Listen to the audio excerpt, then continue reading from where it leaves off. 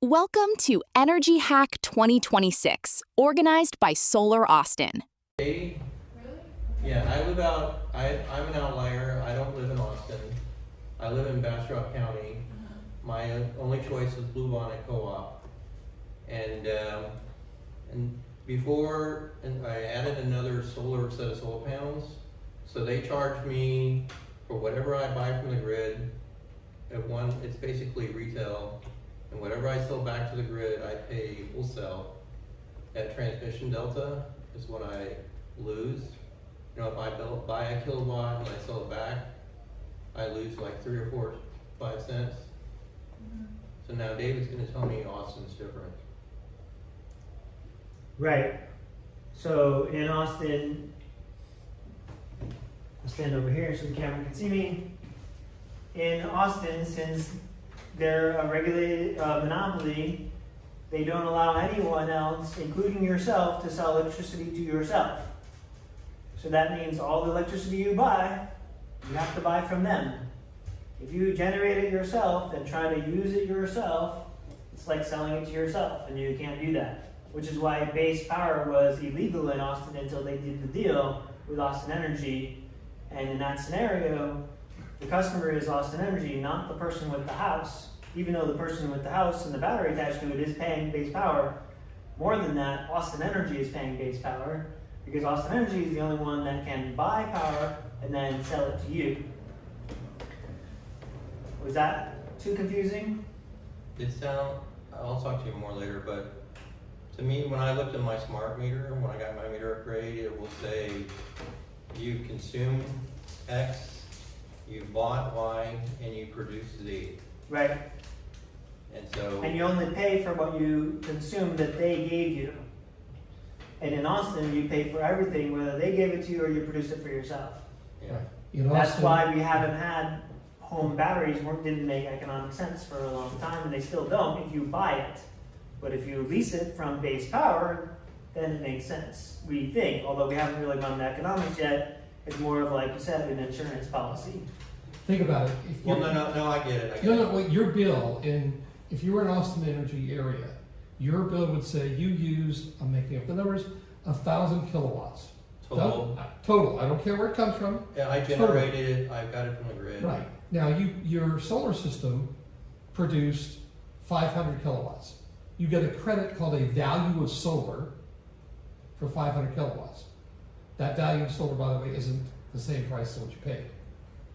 So, yeah, it's a little weird. But it's better than the rest of the country who has used net metering for years, and they changed what they pay you from close to what you pay them to almost zero.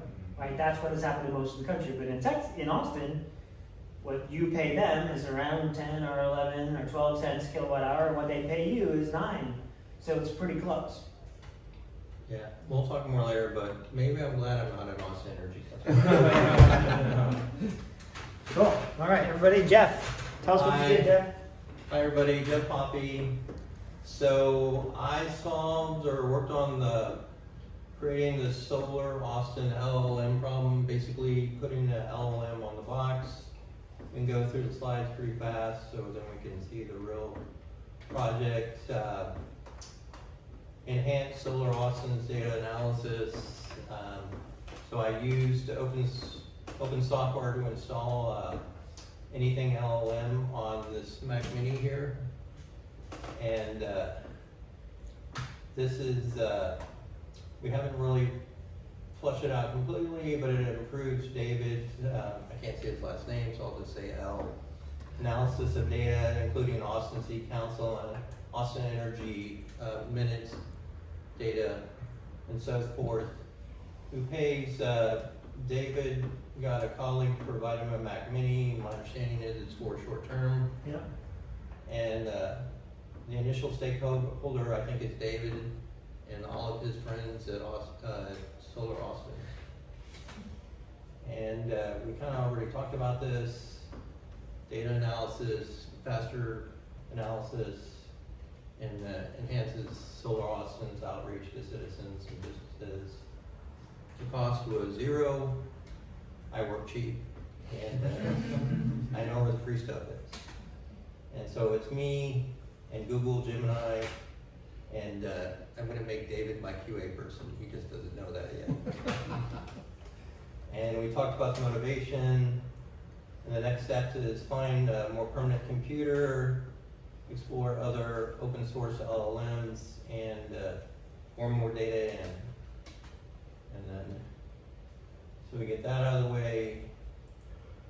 And so David, earlier today, basically asked me analyze the data we dumped in yesterday and create a summary, and then I added in the executive summary. I can read this if you're interested, the actual prompt I gave. And then here's the summary. Okay. And then I put in the other spreadsheet you gave me this morning, afternoon, and I wasn't sure what to do with it yet. Okay. So before the weekend, I loaded about a gigabyte of Austin Energy documents and data onto that Mac Mini, and during the weekend, Jeff ingested that all into that LLM, so we could specifically ask that instance, that version of it, not Claude, not ChatGPT, not Gemini, just ask that thing on that box right there to do the work that I normally ask Gemini to do. And the problem that I'm solving by asking you to do that is my boss tells me not to use AI. And the problem that that creates for me is I want to get a lot of stuff done, and I don't have enough time to do it all. So this is a big help, so I appreciate it, because I do not want to be using technology that is destroying the planet. So thank you. Right, and the other benefit is the costs are so much cheaper because you have your own LLM. You're not having to go out and buy a pro Google account or ChatGPT or OpenAI or Claude. But there is a trade-off in the quality of the data. I mean, they've got data centers, thousands, millions of GPUs, so there's a trade-off. So one of the things, I'll let everybody else talk in a second, but maybe we can just do a query so people can see it. When I was suggesting this idea, people would say to me it'll be slow. So maybe let's just ask it something and see how quick it is. So what was the revenue of Boston Energy in 2025? Sure. Make a table of the revenue streams of Boston Energy in 2025.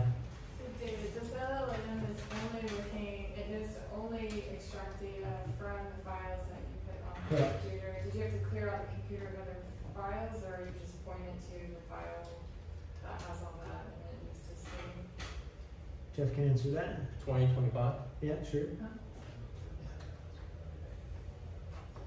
So it's a brand new computer with nothing else on it. Oh, okay. But yeah, I think it just pointed to the directory that you want to ingest, and it only references that directory. That's really interesting to know that is the alternative to AI. Like, it's just processing it on that computer. Correct.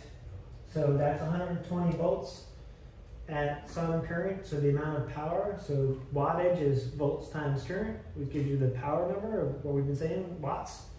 And so for however much power it takes to have that computer plugged in, like you all have had your computers plugged in for their whole life, then that's how much power it takes to use this AI system. And it seems safer too, right? Like, you don't have to worry about the underlying data being contaminated with anything. Like, you are protected from what's That's right. So, and that works in two directions, right? The big conversation that maybe you've heard or will start hearing is something called data sovereignty. So all the Fortune 500 companies have fed all their data to ChatGPT or Claude. Now they're like, wait a minute, that's our secret sauce, is all that data about our company. So hopefully what's going to happen in the next maybe 6 months even is like bring all of it in-house again with something like this. So would that reduce demand for data centers because they don't want to be sharing it in these shared facilities? That's why we're running this experiment to say, how powerful can I make just an off-the-shelf computer, right? Okay. But to say it another way, there's different tasks, and certain tasks, what I've been told, can only be done in the big, huge data centers, right? And it's also true, like Michael said earlier, every company probably has a data center already in it. Is that capable of running this level of compute or software? Maybe, maybe not, but it's totally common that most companies for decades have had on-premise compute, right? Now, in the last few decades, they've also been moving to the cloud. So the question really is like, how much power does it consume locally versus in the cloud? And can we run that off of renewable sources? Like that's the test we're trying to run here, right? The cloud isn't a shared data center, it's the company owns that. Well, that there's, computer that's gonna- you can think of it, and you can chime in here in a second if you want. But if I have a whole bunch of servers in the basement of my hospital, that's a data center. When we say cloud, we just mean the same thing, Yeah, but just yeah. not in your building. Okay. Does that clarify? Oh, so the differentiation between you have your own servers is whether it's in the building, it's in the cloud, if it's just physically located. Right. Somebody else, but you can still own it, like you're the only owner of that. Yes. Okay. And this goes back to the first question about sovereignty, though. Mm-hmm. So that whole thing that we just talked about was like the before AI, 2 options, on-premise or in the cloud. Mm-hmm. But now if you're using AI, it's in the cloud and it's also not yours, right? Which there's lawsuits now against OpenAI and Anthropic Yeah. for all the copyright infringement that they've done over the last couple of years to build these big models. So that's interesting. But more interesting is like, what is going to be the transition of big companies going back to on-premise, and how does that affect our loads? Yeah, I mean, some of it's not a great example, but some of it's like when I go to the doctor and he or she makes a chart, who owns that chart? They say they own it. Oh, that's a whole, that's an entire, Can of worms. no, truckload of worms. Yeah. So Much just more than. one quick thought. Christian, come to you in a second. But anyway, let's see what the result is. Did it do a good job? Did it do as good as Gemini can do? Can we just scroll up a little bit? So it gave a like pretty well structured, easy to read answer. I mean, What I was hoping for was a table with just a line item and a number. yeah, I didn't say table though. What's that? I didn't say table. I can re-ask. Yeah, if we could just get a table, because I think that's cool and easy to consume as a human, right? Go ahead, Christian. Yeah, I guess I was gonna make a distinction and ask Jeff a little bit as well. Like, so there, with these LLMs, there's like 2 main aspects of them. There's the training element and the inference element.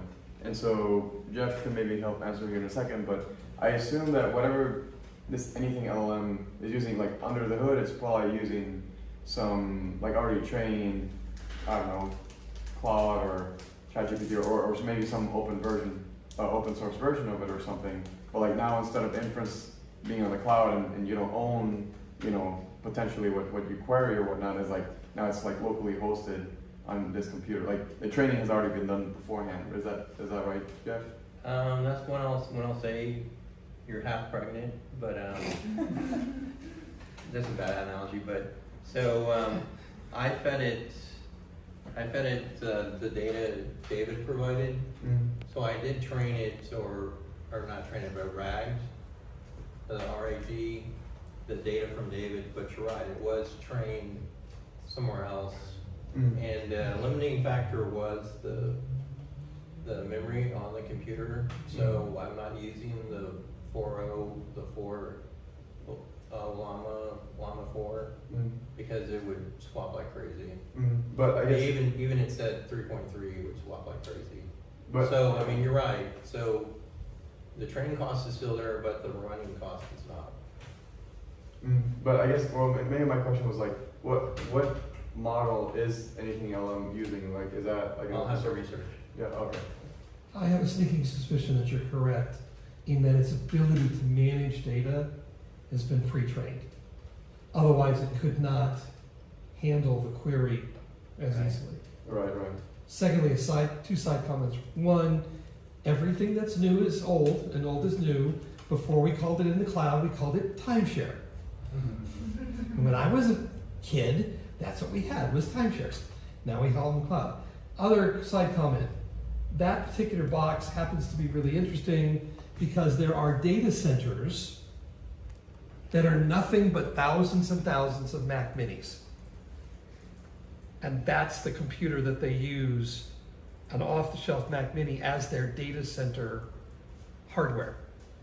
So it's not the custom units being built by NVIDIA or Google or Amazon, but when they want off-the-shelf stuff, that's the box they use.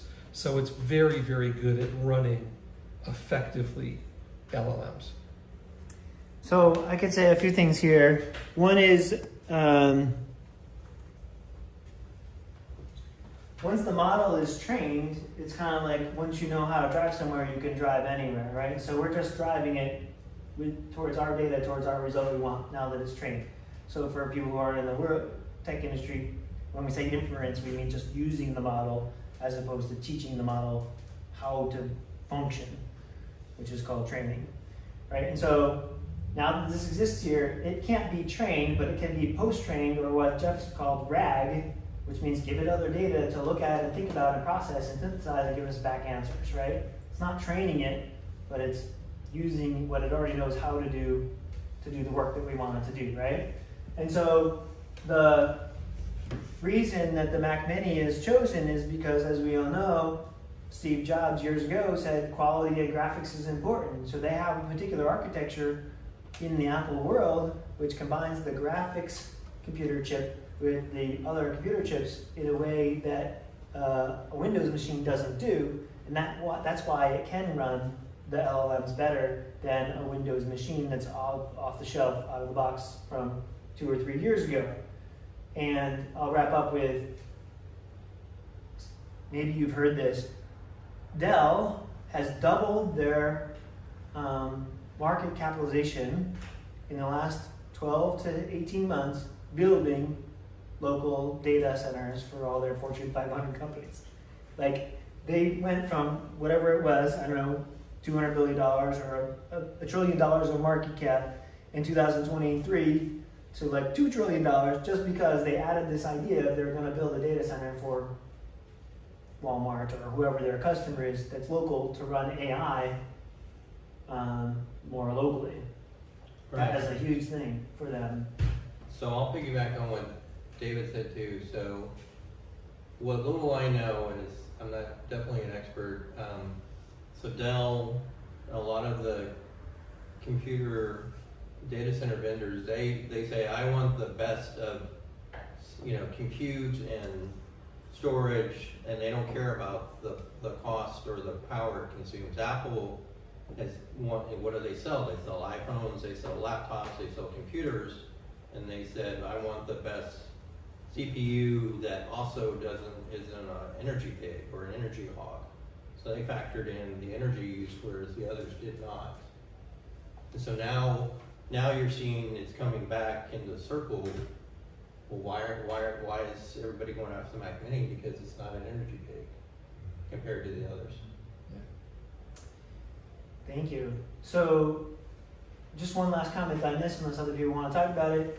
If not, we can wrap up. What I would love to see, Katie, is if we could get the city of Austin to actually adopt AI to lower the cost of everything they provide to the citizens, but do it using local machines powered by the sun. So if we could make that happen, that would be awesome. I love that vision. Yeah. Any other comments or questions about this? I did look up our district.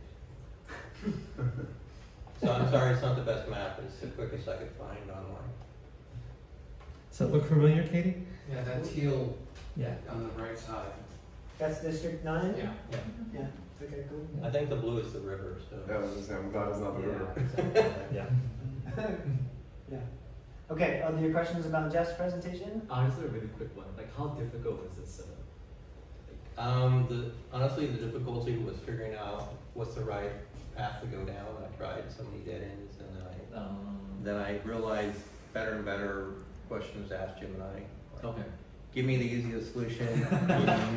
I know how to use Brew. Brew is straightforward. So if you've done anything with Mac, you probably have used Brew, right? Yeah. Okay, interesting. Good to know. Right.